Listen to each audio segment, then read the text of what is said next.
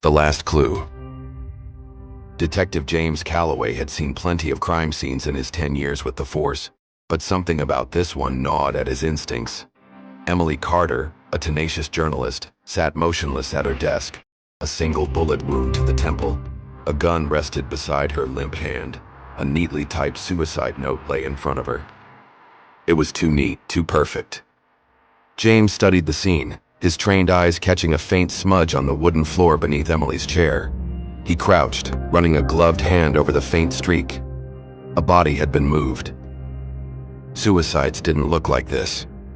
"Detective," a uniformed officer called from the doorway. "Emmy's report says time of death was between midnight and 2 a.m. No signs of forced entry. Door was locked from the inside." James stood, crossing his arms. That's what they want us to think. He turned back to Emily's desk, scanning her notes on her laptop screen. She had been investigating Arcadia Labs, a pharmaceutical giant known for its aggressive legal tactics against journalists. Her latest unpublished article was still open. "The truth is closer than they think. If anything happens to me, the answer is in the numbers." James narrowed his eyes. The answer is in the numbers. He pulled out his notepad and started digging through her files. Bank statements, coded messages, research papers, numbers everywhere. Something had to fit. Hours passed, but one sequence kept appearing in her notes. 04101985. A date? A code? He ran it through the police database. Nothing. He tried Emily's email inbox. Bingo. The numbers were the password to a locked email thread with an anonymous sender. James opened the most recent message. "They know what you found. If you're reading this, it's already too late." A cold chill ran down his spine. A crash sounded outside his window. James spun around, gun drawn, but saw nothing except the neon glow of the city skyline. His gut tightened.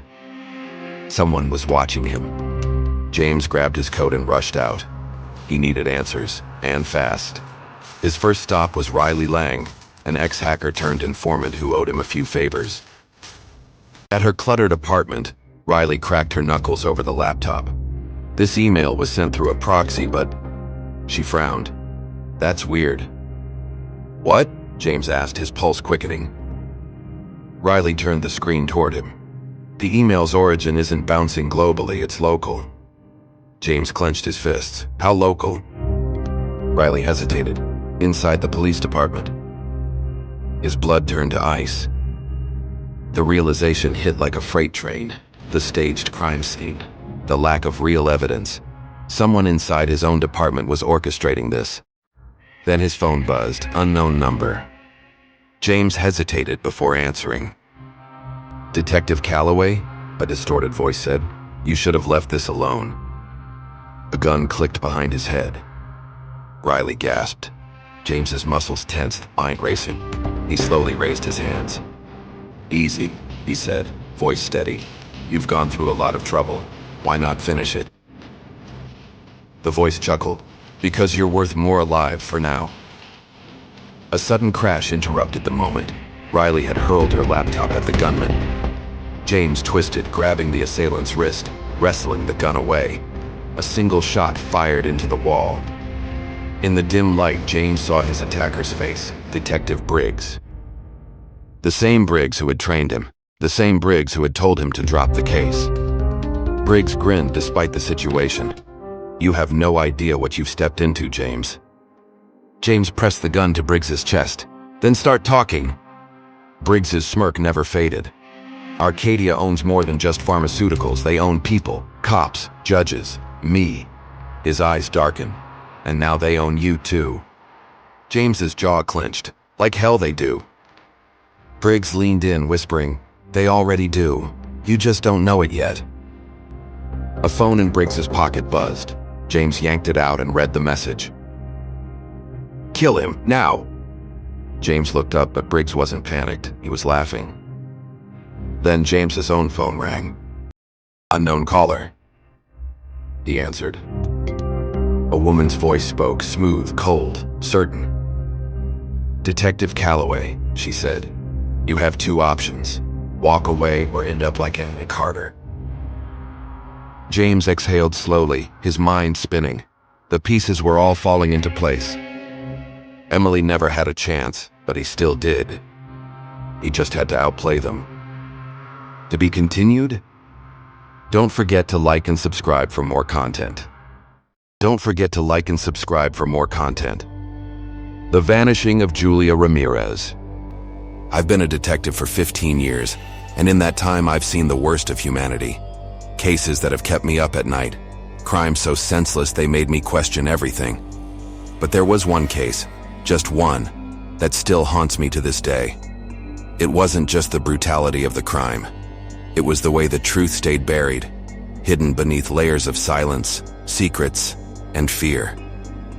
It was the case that made me realize some mysteries should never be solved.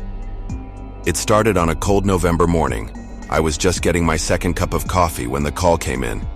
Missing person. A woman named Julia Ramirez, 26 years old, last seen leaving work 2 nights ago. Her parents had reported her missing when she never showed up for dinner, something she never would have done without calling. At first, it seemed like just another case of a young woman vanishing in the city. Tragic, but not uncommon. People disappear every day. Most of them turn up. But something about this one felt off from the start. I met her parents at their home, a modest house in a quiet neighborhood. Her mother, Maria, was pale, wringing her hands as she spoke. She would never run away. Julia is responsible, careful. Something happened to her. I can feel it. I had heard that before. Every parent believes their child is different, that they wouldn't just leave. But as I looked around the house, at the untouched dinner table, at the unopened text messages on Julia's phone that her mother had found, something didn't sit right.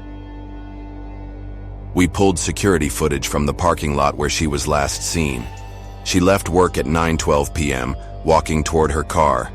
But then, just as she reached it, she stopped, turned, looked behind her. The footage was grainy, but I could see the way she hesitated, the way she clutched her purse tighter. Then she walked out of frame. She never got into her car. It was as if she had vanished into thin air. That was our first real lead. If she didn't leave in her car, someone must have picked her up, taken her. But why? And who? Her co-workers had no idea where she was going that night. Her phone was last pinged near an old warehouse district, but after that, nothing. Like someone had turned it off. Then came the break in the case. A jogger, early morning, running through a wooded area near the industrial district called 911. A body. My heart pounded as we arrived at the scene, even though I already knew. Before I even saw her face, I knew it was Julia. Her body lay twisted in the dirt, partially covered by fallen leaves. She hadn't just been killed. She had been posed. Her hands were clasped over her stomach, her hair carefully fanned out around her head. Someone had placed her there, made it look almost peaceful, except for the bruises around her throat. Strangulation. Intimate. Personal. This wasn't random. Whoever did this had looked her in the eyes as she died. We scoured the area, searching for anything. A footprint, a tire track, a discarded piece of evidence. Nothing. Whoever had dumped her body had been careful. Too careful. But then we found it. Her phone. Placed neatly on a rock, screen shattered but still intact. And in the call log, one last outgoing call. A single number, no name. I ran the number through our system. It didn't belong to a stranger, it belonged to Officer Daniel Carter. A cop, one of our own. My blood went cold. I had worked with Carter for years. He was a well-liked officer, the kind of guy people trusted. What was his number doing in Julia's phone? I pulled his records. He had no known connection to her. No reports, no arrests, nothing. But when I dug deeper, I found something that made my stomach turn. Carter had been on patrol the night Julia disappeared, near her office, near the industrial district, right where her phone had last pinged. I called him in for questioning. He didn't seem nervous at first, just confused. "I don't know her," he said. "I've never met her before." But when I showed him the phone record, the last call made before her death, his face changed. just for a second. A flicker of something. Fear. Then he recovered. "That's strange," he said. "I didn't call her. Someone must have spoofed my number." It was possible, but I didn't believe him. I pushed harder, looking into his personal life, his whereabouts. And then I found the missing piece. A traffic camera near the industrial district had caught a car driving toward the woods where Julia's body was found. It was dark, blurry, but the license plate was clear. It belonged to Carter. When we arrested him, he still denied it. "I didn't do it," he kept saying. "I don't know her." But the evidence was stacked against him. His phone was in the same location as hers that night. His car was seen near the dump site. And in his apartment, hidden beneath his bed, we found Julia's bracelet. It should have ended there. A cop-turned-killer, caught and convicted. But something still didn't make sense. A week before the trial, I received an anonymous letter in my office. Typed, "No return address." "You got the wrong guy." I froze. My pulse pounded as I read it again. No signature, no clues. Just those 5 words. I tried to brush it off. Tried to tell myself Carter was guilty. The evidence was there. But something gnawed at me.